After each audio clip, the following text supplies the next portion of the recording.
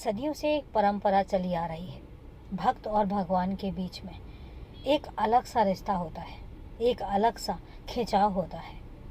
और असल में बताऊं तो वो भक्त नहीं होते हैं, वो बच्चे होते हैं जिनका ऊपर वाला ईश्वर हमेशा ध्यान रखता है और हमेशा ये कोशिश करता है कि उसके बच्चों को कभी कोई तकलीफ़ ना हो।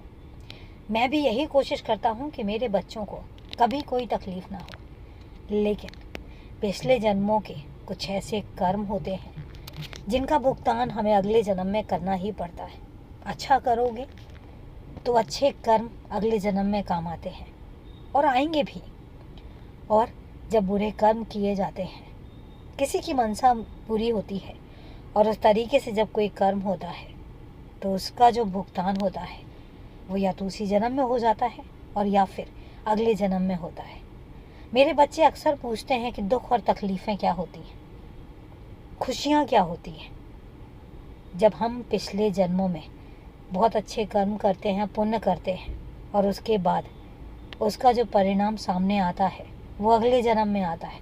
अगले जन्म में हमें जो खुशियाँ मिलती हैं वो हमारे पिछले जन्म के किए हुए पुण्य होते हैं, और जो पिछले जन्म के हमने पाप किए होते हैं उनका जो परिणाम होता है वो अगले जन्म में दुख के रूप में होता है। और इसलिए मैं अपने बच्चों से कहता हूँ कि हमेशा याद रखो, कभी भी नीयत ऐसी मत रखो किसी को तकलीफ़ देने की। नीयत कभी ऐसे मत रखो कि किसी को कष्ट देने की। हाँ, गलती से अगर कोई बात हो जाती है या गलती से किसी को कष्ट पहुँचता है तो उसके लिए मैं बैठा हूँ, लेकिन अपने जानबूझकर कभी किसी को तकलीफ़ मत दो। बाकी मैं हूँ तुम्हारे साथ। और अभी के लिए शुभ रात्रि मेरे बच्चे।